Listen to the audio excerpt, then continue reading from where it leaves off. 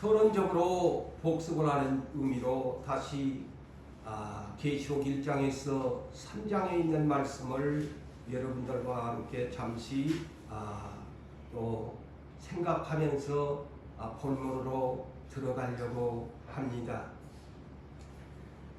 이 요한계시록은 예수 그리스도의 계시입니다. 그래서 반드시 속히 앞으로 되어질 일들을 주의 종들에게 보내신 편지지요. 그래서 사도 요한이 두루마리 책으로 하나님의 지시를 받고서 요한계시록을 작성을 해가지고 주님이 세우신 7교회에 보낸 편지지요. 자, 여러분, 그런 내용이 요한계시록 1장에서 그렇게 오프닝을 합니다. 그리고 그 가운데 특별히 33년 동안 이 땅에 육체로 오셨던 예수님의 모습과는 달리 부활하신 예수님의 모습을 잠시 소개하고 있지요. 그분의 모습은 세상에서 그 육체로 오신 예수님과는 너무나 상상을 초월한 놀라울 정도의 모습이었습니다. 그분의 모습은 이어있고 그 자체를 환상 중에 사도 요한이 보았을 때는 두렵고 떨릴 수밖에 없는 지상에서 만났던 주님의 얼굴과는 전혀 다른 그런 예수님의 모습이셨습니다. 그리고 그분의 주님의 오른손에는 지난날에는 그 주님의 오른손을 가지고 안수하면서 죽은 자도 살리고 또한 모든 병든 자를 어린 나이까지 모든 사람들에게 안수해 주셨던 그 오른손에는 천상에 있는 예수님의 오른손에는 무엇이 있었을까요? 오른손에 7별이 있었다고 했습니다. 영어 번역은 7 stars, 7별이 곧 7교회의 목회자들이 주님의 오른손에 있었고 또 오른손에 뭐가 있었느냐? 7 촛대가 있었다. 7 lampstand. 이 7의 촛대가 주님 손에, 곧 7 촛대가 뭐냐? 7 교회를 주님의 오른손에 주의 목회자들이 그 손에 있었다. 그러면서 계시록 2장과 3장에서 이 7교회를 표준 모델로 삼고 오늘날로 말할 것 같으면 영적으로 지상에 있는 모든 교회를 말하는 것이죠. 그런데 그 성령이 교회들에게 하시는 말씀을 들을지어다 하시면서 성령께서 사도 요한을 통해서 그 7교회에 보낸 서신을 이렇게 기록하지요. 3가지로 요약한다면 첫째는 행동 분석 평가서입니다. 너희의 행위가 전체를 읽어보시면 알아요. 행동 분석 평가서입니다. 너희가 크리스찬으로서 교회로서 너희들의 행위가 어땠는가 분석 평가를 해가지고 올립니다. 둘째, 영적 건강 진단서입니다. 잊지 말고 기억하세요. 내가 정확하게 여러분들에게 풀어드리니 계시록 2장 3장이 그겁니다. 영적 건강 진단서. 그러니까 아무리 부작교회라도 야 누구들은 눈이 멀고 보지도 못하고 뻘거벗고 있다. 왜 그걸 모르나? 영적 건강 진단서입니다. 의사가 진단서를 보내지 않아요. 당신은 어디가 아프다, 어디가 잘못됐다고 하는 것. 셋째, 7교회의 가장 끄트머리에 이기는 자에게만 천국에 들어가고 보상해 주겠다. 이것이 7교회의 3가지의 성령님이 보낸 편지입니다. 오늘날 지상교회가 이것을 아주 주의 깊게 살펴보면서 교회 행동 분석 평가 할 줄 알아야 되고, 그 교회의 목사는 두 번째는 그 교회 성도의 영적 건강 진단을 할 수 있어야 되고, 세 번째는 이기지 못하면 하나님 나라의 유업을 받을 수 없단다. 네가 상을 받으려면 세상을 이겨야 된다. 믿음으로 이겨야 된다. 그이 교회의 세 가지의 조건을 설명하는 겁니다. 그런데 오늘날 이런 메시지를 얼마나 이 지상의 교회들이 할까요? 그렇지 않습니다. 다 먹고 마시는 일에 말씀에 포인트가 맞춰집니다. 어떻게 하면 복 받을까? 어떻게 하면 잘 살까? 어떻게 하면 건강할까? 이런 일에만 설교의 메시지가 핵심화되는 지상교회입니다. 전혀 이 교회 자체가 우리 주 예수 그리스도의 계신 이 교회에 주는 메시지하고는 전혀 다른 메시지입니다.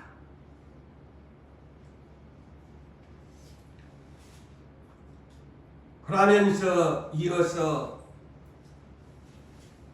지난번 첫 번째 시간에서 계시록 4장 1절에서 2절의 말씀을 가지고 제가 요약해 드렸죠. 계시록 4장에서 19장 중에는 이 사도 요한이 보았던 그 내용이 뭐냐? 예수님의 재림, 부활 전까지의 천상낙원에 있는 아직 부활하지 못한 영혼들이 안식하는 거처에 대한 핵심이 기록되어 있습니다. 이 계시록의 핵심이 그겁니다. 주님이 재림하는 심판날까지의 천상에도 아직 부활을 기다리고 재림을 기다리고 천국의 혼인잔치를 기다리는 계시록 19장의 그런 부분을 다루면서 이제 날짜를 잡으니까 그 천상에 있는 모든 영혼들이 24장로를 비롯해서 천사들까지 모두 다 주님의 재림의 날짜, 혼인잔치의 날짜를 잡으니까 기뻐하고 경배한다고 하는 내용을 보면 그렇습니다. 지금 천상낙원에는 부활을 기다리고 천국의 혼인잔치를 기다리는 우리 앞서간 믿음의 선배들이 부활하지 못한 채 첫째 부활을 기다리고 있습니다. 유일하게 예수 그리스도만 부활의 첫 열매지요. 누구 하나 모세, 엘리야 부활하지 못했습니다. 그러면서 계시록 19장 후반부부터 계시록 22장까지가 뭡니까? 계시록 19장 후반부에는 마침내 혼인기약의 날짜가 잡아지니까 백마의 군단을 이끌고 주님이 심판하러 재림하십니다. 그러면서 천년왕국이 뭐냐? 새하늘과 새 땅이 뭐냐? 이제 부활하는 사람들이 부활 전까지 있던 그 사람들도 기다렸던 그들도 첫째 부활에 먼저 부활되어지고 지상에 남아있는 자들까지 부활하여 새 하늘과 새 땅, 새 예루살렘 성으로, 그래서 지금 주님이 재림하는 날까지 천국은 누가 다스리느냐? 성부 하나님이 통치합니다. 이것을 계시록에서 핵심을 찾아야 합니다. 성부가 통치합니다. 구약에서는 그분을 일컬어 여호와 하나님, 스스로 계신 하나님, 그를 일컬어 줄여서 하나님, 성부라고 합니다. 아버지. 지금 예수님이 올 때까지는 성부 하나님께서 통치합니다. 통치권을 가지고 온 세상 만물을 다스립니다. 그런데 예수가 재림하는 날부터 통치권을 아버지께서 성자 어린 양에게 임하십니다. 그것이 천년왕국 새 하늘과, 그래서 예수가 만왕의 왕이 되십니다. 자, 이것이 요한계시록에 크게 두 가지로 나누는 분류의 판단입니다. 이것을 내가 알아야 요한계시록을 바르게 풀어갈 수 있습니다. 항상 여러분이 이것을 어디다 기록해나 요한계시록은 이렇게 크게 두 부분으로 나눠진다. 이것을 아시고 또 오늘 또 말씀을 들어주시기를 원합니다. 그래서 하나님의 이 계획은 보면은 철저한 계획과 성부 하나님의 통치권, 그 다음에 자기 아들에게 세상을 십자가로 이기고 돌아오신 아들에게 그 고난을 임하는 천년만국 새 하늘과 새 땅, 새 예루살렘 성을 이제 네가 그 공로로 맡았어. 내 대신 너의 살아가는 신부들을 다스려라. 그의 보상이 그의 하나님 우편 보좌에 계신 주님에게 성부 하나님께서 통치권을 이양합니다. 이거 어디가 있대요? 고린도전서 15장인가 자세히 나와 있어요. 그래서 저는 이 계시록을 풀이할 수 있었습니다. 그래서 이 또한 계시록을 또다시 여러분들에게 복습하는 의미로 계시록 1장에서 3장까지는 사도 요한이 밤모섬에 유배당하면서 고독한 나날 가운데 천사를 보내가지고 하나님이 만나주십니다. 땅에서 밤모섬에서 1장에서 3장까지는 땅에서 환상 중에 주님을 보게 됩니다. 그런데 계시록 4장부터 22장까지는 이 양반을 밤모섬에 두지 않고 그 영혼을 영이영으로 데리고 가서 고린도후서 12장 1절 이하에 사도 바울이 내가 몸 밖에 있었는지 몸 안에 있었는지 모르는데 나는 한마디로 거의 제정신이 아니다 이거죠. 사람의 생각은. 그런데 나는 쇠퇴하는 낙원으로 이끌려갔다. 사도 요한도 똑같은 체험입니다. 이제 밤모섬을 떠나서 계시록 4장에서 22장까지는 천상 낙원을 성령의 감동에 이끌려서 천사들이 안내해 주면서 미래의 미지의 세계까지 다 구경하고 돌아왔습니다.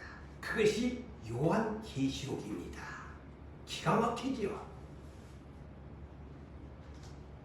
그래서 네가 보았으니까 이것을 이제 너는 듣고 보았으니까 이것을 작은 두루마리책 계시록을 만들어서 7교회에 예수님의 교회에 보내라. 그것이 요한 사도의 마지막 사명이었습니다. 그분은 요한 계시록을 기록하고 사명을 다한 것입니다. 그의 사명이에요. 그래서 오늘 본문 2절과 3절을 볼까요?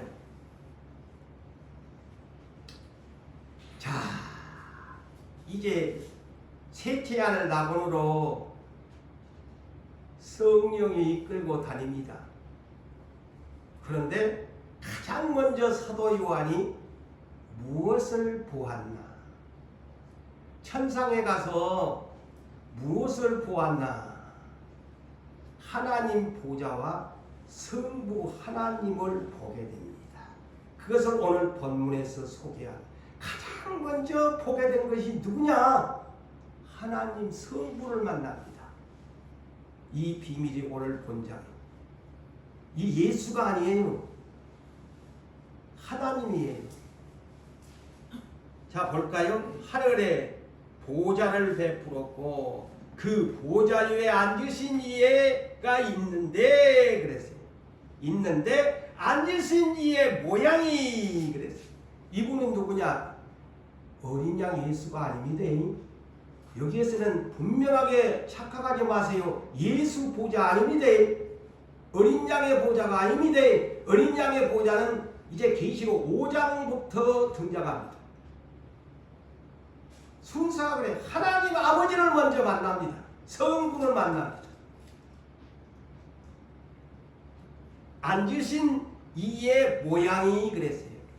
야, 하나님의 모양을 여기에 사람으로 표현을 하지 않고 희한하게 뭘로 표현합니까?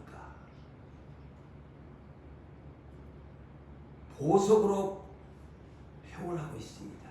하나님의 모습이 보석.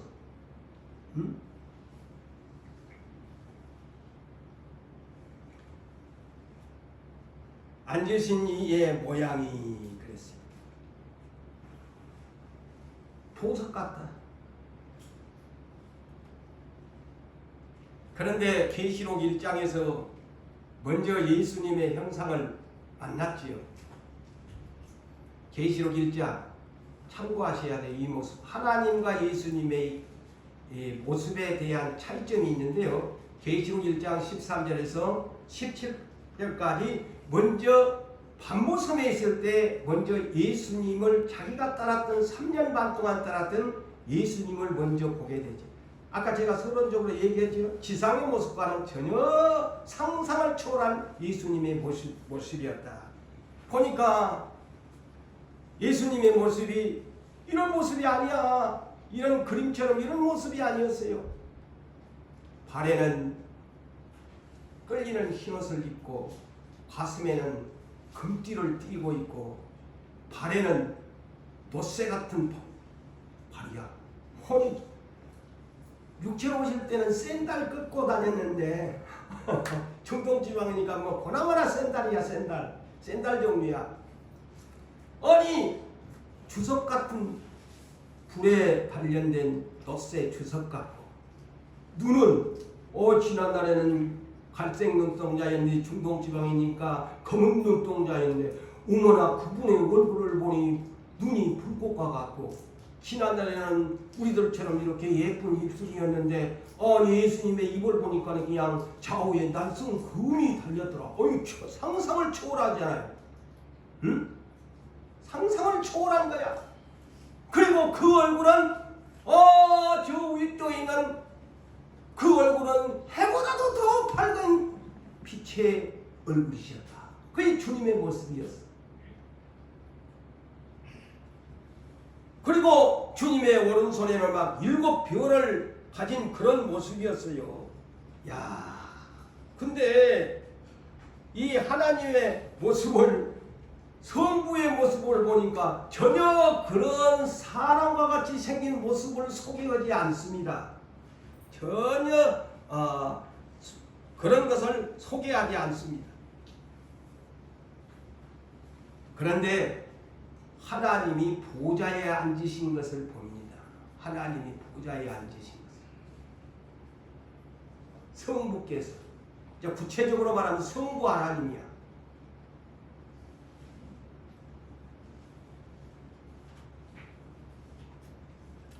그래서 성부의 보좌, 하나님 아버지의 보좌를 사도 요한이 가장 먼저 천상낙원에 가서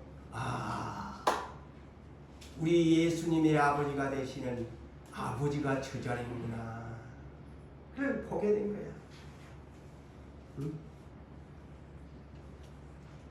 그런데 하나님의 이 모양이 벽옥과 같고 홍보석 같았다.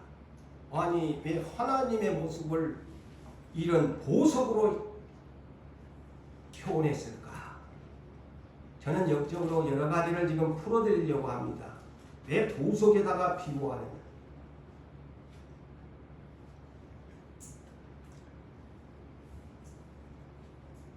보석은 변하지 않습니다. 보석은 변하지가 않습니다. 그리고 사람들이 가장 추구하는 것이 금보다도 보석을 더 추구합니다. 그래서 하나님의 모양은 보석과 같은 분이시다. 가장 사람들이 돈보다도 추구하는 것이 보석이지요. 그 다음에는 그 보좌의 뒷면을 소개했는데 무지개가 뒤에 쫙 하나님 보좌 뒤에 오색 무지개가 쫙 있어요. 저는 그래서 이것을 하면서 지나간 날 제가 기도 가운데 환상을 보게 됐을 때에 그것이 다시 새로워졌습니다. 십자가를 지시고 발에 끌리는 하얀 옷을 입고 어깨에 십자가를 메고서 통산 위로 올라가는 그분을 제가 환상 중에 옷을 잡다가 그 하체를 제가 엎드린 채 다리를 발목을 잡았습니다. 그때 주님이 십자가를 내려놓으시고 저에게 제 머리에 저는 그 환상 중에 감히 얼굴을 땅에 대고 내 힙은 하늘을 향하고 있는데 저를 일으키시면서 저 머리에 안수할 때에 너는 축복받았느니라 그랬어요. 그때 제가 보는 화면에서는 오른쪽에는 찬양대 가운을 입은 분들이 찬양을 하고 제 왼쪽에는 날개 달린 천사들이 찬양을 했어요. 그 노랫소리는 제가 들을 수가 없었지만 그런 화면을 보고 그런데 그 뒤에 무지개가 쫙 그려진 것을 지금도 생생하게 잊지 아니합니다. 그런데 이 하나님의 보좌의 뒤에는 무지개가 있더라. 노아의 홍수 때에 홍수가 나서 다시는 물로 인간을 심판하지 않겠다고 하면서 무지개를 표징으로 노아에게 보여주었습니다. 그게 뭘까요? 무지개는 약속이요 언약을 상징하는 것입니다. 나는 이 무지개로 너에게 약속한다. 그래서 하나님 보좌의 무지개는 언약이요 약속. 그래서 보석 같은 변하지 아니하는 언약이시다. 그래서 보석과 무지개를 하나님의 이 모양으로 지금 이 계시록에서는 다루고 계십니다. 그래서 여러분 보석은 어때요? 다른 말로 말하면 나는 영원히 네 인생들과 더불어 내 뒤에 무지개가 있고 내 자신이 보석으로 보여준 것은 변함이 없으시는 하나님, 약속을 변개하지 아니하시는 하나님. 천하 또한 성경에 기록한 그대로 나는 내 아들을 보낼 것이고 새 하늘과 새 땅을 건설하게 될 것이고 이기는 자에게는 구원을 줄 것이며 영원히 생명을 주리라는 언약의 무지개요. 나는 변함이 없는 보석 같은 하나님이시다. 그것을 이번의 하나님 보좌를 그렇게 증명하고 상징적으로 표현하는 내용입니다. 그 다음에 5절과 6절을 볼까요? 자, 하나님의 보좌는 이런 모습이다 라고 소개를 하면서 두 번째 하나님의 보좌로부터 하나님의 보좌로부터 두 번째가 뭐냐? 번개와 음성과 우레소리가 났더라. 이것이 뭘까요? 저는 이런 이 설교를 준비하면서 이 여름철 장마철이 6월 올해는 빨리 와서 6월 둘째 주부터 장마가 온답니다. 이 장마칠 때마다 두려운 것이 있습니다. 뭡니까? 작년에도 그랬잖아요. 번개가 그냥 밤중에 그냥 잠을 못 이루게 번개가 치면은 그냥 동시에 따라오는 거 이 천둥번개 하면 그냥 우라랑 탕탕탕탕 하니까 막 아무리 세상에 백장 좋은 사람이라도 간이 달달달달 심장이 달달달달 하지요. 그것을 상징하는 표현입니다. 세상에 있는 사람들아, 나는 번개와 같은 하나님, 내 음성은 우레소리 같은 하나님이시다. 너희들 두렵고 떨림으로 살아라. 세상에서 자연의 구름이 흘러가면서 천둥번개를 칠 때도 너희가 겁을 내거늘 하물며 천지창조주 심판주가 앞으로 내가 강림할 때에 그 마태복음 24장에 나와요. 번개치며 번쩍인 것 같이 올 것이다. 다 성경은 연결됩니다. 번개가 이쪽에서 서쪽까지 한눈에 번쩍인 것 같이 나 예수는 그렇게 재림할 것이다. 다 두렵고 통곡하게 될 것이다. 맞지 않아요? 응? 성경을 읽어야 이 계시록을 풉니다. 성경을 알아야 구약과 신약에 있는 모든 말씀을 알지 아니하고서는 계시록을 풀 수 없습니다. 그래서 나는 번개요, 나의 음성은 우레소리 같은, 세상에 번개치고 우레소리 같은 그런 하나님의 존재이다. 두렵고 떨어라. 나 올 것이다. 겁나지요? 그런 하나님인데 살아봐야 70년, 80년, 100년 미만 인생이 겁대가리도 없이 하나님 함부로 대하고 하다가 나중에 후회해봤자 별 볼 일 없어요. 있을 때 예수 잘 믿어야, 있을 때 잘해, 있을 때 잘해 해야 되는데 나중에 내가 후회할 때 잘하려고 하면 안 되거든. 그건 어리석은 인생이에요. 내가 살아있을 때 하나님 잘 믿어야지. 나중에 부지런히 돈 벌었다가 나중에 세임 생기면 교회 갈 거예요, 기도할 거예요. 그때는 못하니까 네 시간 줄 때 잘해. 너 살아있을 때 잘해.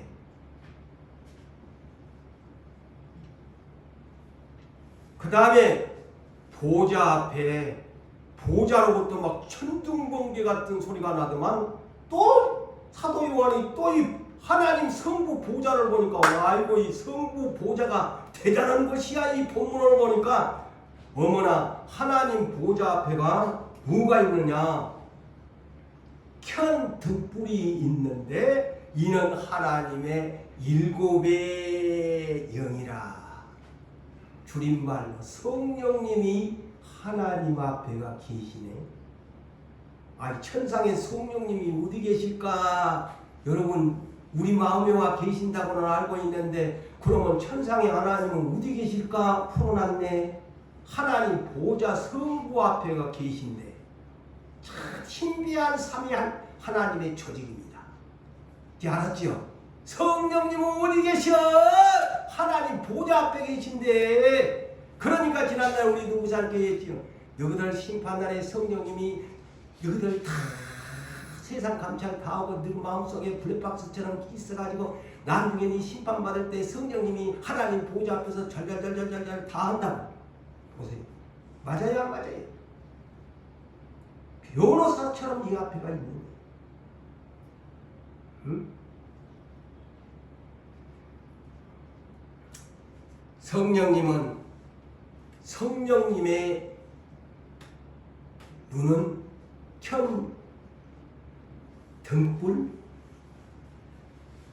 켠 등불이야. 일곱 등불이야. 일곱 등불, 일곱의 영, 일곱의 눈. 성령님은 일곱 개의 눈을 가졌고 일곱 개의 등불이고 영으로서는 일곱의 영이다.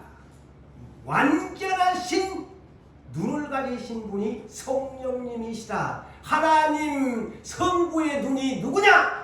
예수 그리스도의 눈이 누구냐? 성령님의 일곱의 눈이시다. 할렐루야. 이제 아셨죠?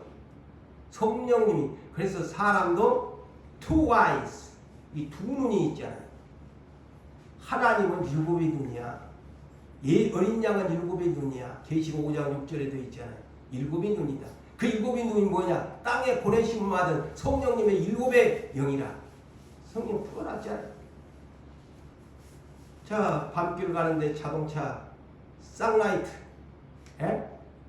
자동차도 달려가려면 두 개의 헤드라이트가 있어야 가지. 짐승도 두 눈이 있어야 있지. 근데 하나님은 완전하신 일곱의 눈이야. 일곱의 영, 일곱의 등불이라는 거야.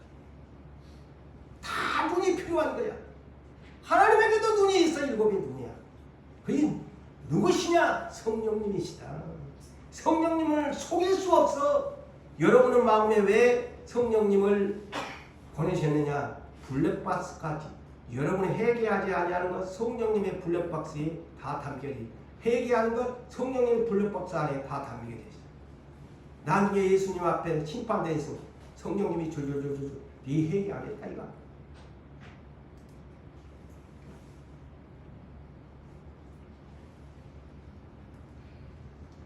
그래 예수님의 눈을 아까 소개했지요. 계시록 1장 14절에 예수님의 일곱의 눈은 그래서 성령님의 일곱의 눈이신데 예수님의 눈이나 성령님의 눈이나 삼위 한 하나님이시니까 불꽃 같은 눈이시다. 그 다음에 아유 또 하나님 보좌 앞에 성령님의 일곱의 눈을 뜨고 다 세상을 감찰하고 보고 완전하게 보고 있는 거야. 이게 죄를 속일 수가 없어. 그런데 또 하나님 보좌 앞에 뭐가 있느냐? 수정과 같은 유리바다가 있더라. 자, 보좌 하나님 성부 보좌 앞에 순서적으로 기록해 놨잖아요. 구체적으로 사도 요한이 본 거야. 이 수정 같은 유리바다라고 했는데 영어 번역을 보니까 sea, 바다가 C잖아요. sea. 네? sea glass. glass가 뭐예요? 유리잖아요. sea glass. 바다 유리. 자, 오늘날 초록빛 바다 물에 그러죠. 그런 노래도 불렀고 파란 아니면 옥색 같은 바다라고 할 것인데 왜 하필이면 sea glass 유리라고 표현을 했을까? 다르잖아요. 바다를 표현하면 초록빛 바다 물에 두 손을 담그면 이런 동요가 있은 것 같지. 파란색이라든가 아니면 제주도 앞에 산호초가 많은 데는 옥색이라고 표현을 합니다. 그런데 왜 sea glass 유리같이 표현을 했을까? 하나님 보좌. 저는 하나님의 마음을 표현하는 상징적인 것이다. 수정같이 맑은 유리바다 하나님 보좌 앞에 하나님의 마음은 흠도 점도 없는 거룩한 마음을 가지셨다. 저는 그렇게 영감이 왔어요. 그래서 유리라고 했다. 유리는 투명. 그래서 영어 번역은 수정 같다. 이 크리스탈과 같아. 그래서 투명하잖아요. 깨끗하잖아요. 크리스탈, 수정. 흠도 없고 점도 없고 하나님 마음은 넓고 넓은 바다와 같이 유리바다와 같이 깨끗하고 투명하게 흠도 점도 없는 하나님의 마음을 상징적으로 표현하는 것이 하나님 보좌 앞에 sea glass like crystal 수정과 같이 맑은 유리바다 같다. 완전히 이거는 유리야 유리. 하나님 보좌 앞에 파란색도 아니야. 초록빛 바닷물도 아니야. 그래 이제 상상해 보세요. 하나님의 마음은 깨끗하게 투명하게 거룩하신 마음입니다. 흠도 없이 숨길 것이 없는 하나님의 보좌 앞에는 그런 마음을 가지시고 계십니다. 그래서 심판하시지. 저는 그렇게 이것을 영감적으로 봅니다. 아마 이해가 될 거예요. 제가 이래요. 왜 이렇게 보좌 앞에 수정과 같지 말고 유리바다라고 했을까? 지난날에 나 이거 몰랐어요. 때가 되니까 이것이 쭉 열어지는 거야. 이게 뭔 소리야?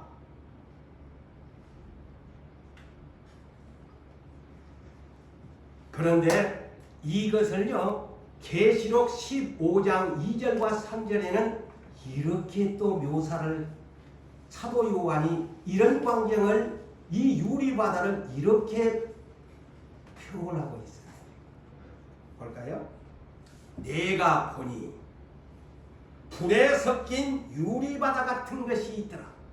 불이 섞인 유리바다 같은 것이 있어요.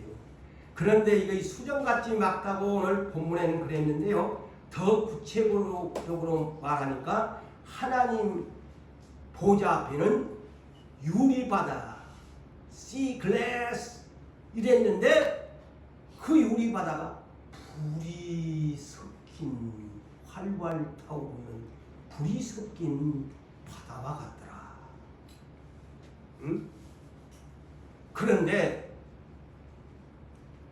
짐승과 그의 우상에게 짐승의 표를 받지 아니하고 이기고 벗어난 자들이 이 자리에 가서 섭니다. 14만 4천 명이 노래가 14장에 가 있고 15장에 보니까 하나님 보좌 앞에 가서 노래를 부를 사람들이 있는데 아무나 가는 데가 아니더만요. 누가 가느냐? 짐승의 표를 받지 아니하는 마지막 3년 반 후 3년 반 짐승 시대에 살아남은 사람들이 하나님보다 유리바다 가에 가가지고, 성경은 보니까 하나님이 주신 검은고를 타고, 우리나라 번역은 검은고라고 했는데 저는 유럽 지역은 검은고가 어디 있어요. 이거는 뭐라고 번역할게요?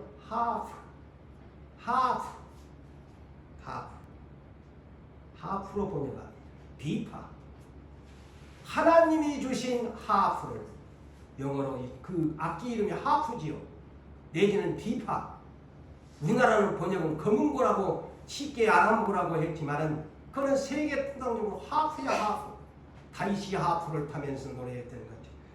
짐승에게 표를 받지 않냐고 이기고 벗어난 사람들이 이 유리 바다 가에 서가지고 연주를 하면서, 악기를 하프를 연주하면서 어떤 노래를 부르냐? 두 가지의 노래를 불러. 앞으로 전도대들이 미리미리 기린 전도대마다 미리미리 악보들을 뽑아놔가지고 미리미리 준비하세요. 획을 나게 그냥 나중에 쫓겨갖고 하지 말고 미리미리 지금 뭐 한 달 반 만에 돌아오니까 미리 악보 같은 것도 미리미리 다 해가지고 많이 준비하고 하나님 앞에 이렇게 들리셔야지. 첫째는 하나님의 종 모세의 노래를 불렀다. 그거는 뭐냐? 율법시대의 모세, 이스라엘을 상징하는 모세의 노래를 불렀고, 두 번째는 어린 양 노래, 예수의 노래를 이들이 찬양하면서 이 하나님 보좌 유리 바다 가에 서서, 유리 바다 가에 서서 뺑 앞에서 둘러서서 찬양을 하였더라, 연주를 하였더라. 할렐루야. 네. 아무리 이 자리에 가고 싶어도 저도 못 가고 여러분도 못 가. 누구만 제일 힘든 짐승 3년 반 시대에 딱 성경의 모습을 봐도 그게 하나님 맴이야. 제일 고생한 놈들 내 앞에 찬양하고 연주하게 하는 것이다. 그래서 이방이면 예수 믿으면 고생한 것을 기분 나쁘게 들으면 안 돼. 하나님은 고생한 만큼 대가를 지불해 준다고 그래. 할렐루야. 네. 십자가 진다고, 예수님 그런 십자가를 지니까 하나님 우편 보좌의 아버지가 나중에 찬양하고 네가 맡아서 해? 멋지잖아요. 하나님 째째하게 예수 믿는 사람 덜덜덜덜덜덜 물질도 아깝고 뭣도 몸 허전한 거다. 니는 째째하게 살았으니 나는 니에게 째째하게 줄 것이다. 할 말 없는 거야. 니는 니 뭔가에 네 목숨 바쳤으니까 멋져다는 원더풀. 내 상에 와서 먹어 사도들처럼. 예수님 그랬잖아요. 너희들은 내 때문에 고난을 당해서 내 상에서 먹고 마시고 이스라엘 12지파를 다스리라. 하나님 내냐? 예수님의 마음이. 고생은 세상적으로 말하는 니는 나를 위해 고생했으니까 죽었으니까 나도 너에게 그만큼 대가를 지불해야겠다. 그것이 크리스찬의 믿음의 상받기 위한 목적이 되어야 됩니다. 이 땅에서 그냥 안 해줍니까 왜 고생만 시킵니까 해봤자 하나님 앞에는 이는 그릇이 그것밖에 안 되니 땅에서만 치워주니까 막 허벌레 감사. 그거는 세상 사람이 추구하는 것이야. 내가 너에게 추구하는 것은 물질이니까 허벌레 하는 사람보다는 고생을 내도 나를 위해서 끝까지 고생의 떡을 먹으면 너에게 기쁨의 떡을 너에게 천상에서 줄 것이다. 하나님의 계획이에요. 그게 하나님의 뜻이에요. 자, 또 바다가 또 있어요. 계시록에가. 내가 이 계시록을 보면서 참 그래서 이 많이 성경을 봐야 되구나. 계시록에가 또 어떤 바다가 있느냐. 계시록 20장 13절에서 15절 보니까 지옥의 불바다가 있어. 사망과 음부의 바다. 지옥의 불바다. 그 불바다로 묘사합니다. 영어 번역. 예? 하나님 보호자가 유리바다인데 아니 이 둘째 사망의 백보자의 심판대 앞에 서가지고 그들이 어디로 가느냐. 사망과 음부의 바다에서 건져내가지고 불바다 생명책에 기록되지 않은 사람들은 둘째 사망 불바다에 던져버리리라. 지옥의 불바다로 던진대요. 끔찍하잖아요. 자, 천상에가 바다가 있을까요? 없을까요? 내가 아까 잠시 놓쳐버린 계시록 21장 1절에 이 땅에 있는 이거 표현을 하니까 바다에도 바다가 저 천상에 있네. 오이 그렇게 생각하면 큰 오산이야. 이건 상징적으로 표현한 것이지. 계시록 21장 1절에 새 하늘과 새 땅 처음 것들 바다가 다시는 있지 아니하리라. 바다 없습니다. 요거는 지금 상징적으로 표현하는 내용이에요. 절대 바다 없습니다. 사람을 죽이는 지금 저 해운대 앞바다 저 바다 없습니다.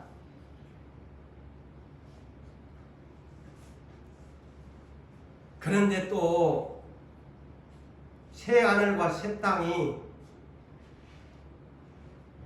새 예루살렘 넓은 거리의 도시가 무엇과 비교를 해놨느냐.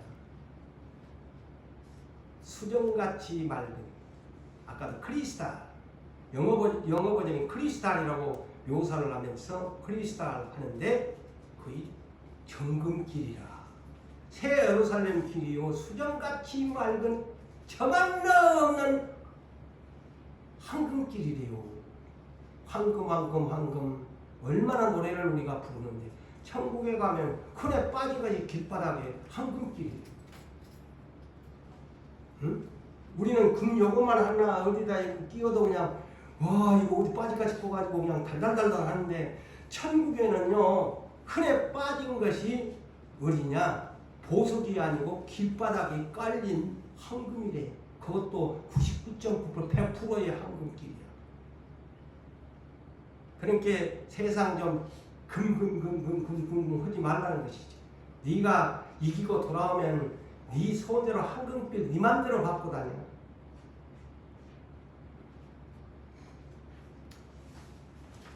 이런 천국을 우리가 알아야 소망이 생기지.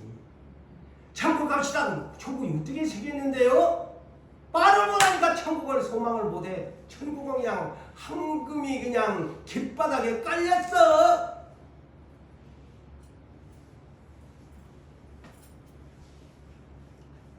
그리고 오늘 본문 6절에 보세요. 보좌 가운데 중앙에 하나님 성부 보좌 가운데와 보좌 주위에 네 생물이 눈이 아이고 그 천사들의 눈도 그냥 앞뒤로 달렸대. 우리하고 다른 모습이야. 우리는 천사들이라고 하니까 그냥 보편적으로 이런 육체로 가는데 이 모양이니까 사도 요한이 보니 어머나 천사들이 보니까 눈이 앞뒤로 달렸네. 눈이 막 가득했다. 요 네 생물에 대해서는 제가 다음 시간에 구체적으로 풀어드리겠습니다. 구체적으로 다음 시간에. 그렇다면 자 하나님 보좌에 둘러선 사람들이 또 있네요. 보좌가 둘러선 사람들이 있어. 24장로가 나오네. 보좌 뒤에 무지개가 있다고 했는데 그것도 하나님 성부 보좌 뒤에 주변으로 이렇게 누가 있느냐? 24장로가 24 elders 24명의 장로님들이 성부의 주위에 있습니다. 여기에도 똑같이 보좌는 영어 번역은 스로온이라는 단어는 하나님 보좌도 스로온, 장로님들의 보좌도 스로온, 우리나라 번역에도 보좌가 뭡니까? 에? 보좌가 뭐예요? 원래 이 보좌, 이 성경의 원어는 헬라어 드로노스라는 그리스어에서 비롯된 것인데 영어 번역은 이것이 흐르면서 스로온으로 그렇게 번역을 했다고 합니다. 스로온. 이것은 임금자리. 번역은 임금자리, 왕좌, 옥좌, 보좌 이렇게 우리나라 말로는 번역을 합니다. 우리나라 순수한 그다음 임금자리, 임금이 앉는 자리 이거를 이렇게 보좌, 영어는 스로 똑같은 보좌로 번역을 해놨어요. 24명의 장로님들.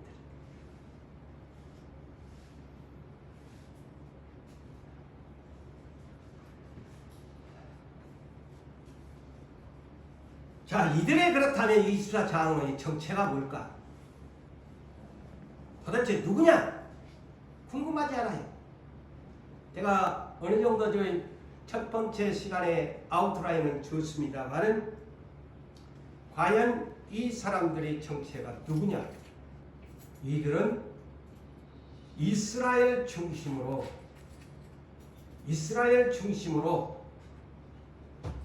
예수님의 철인까지의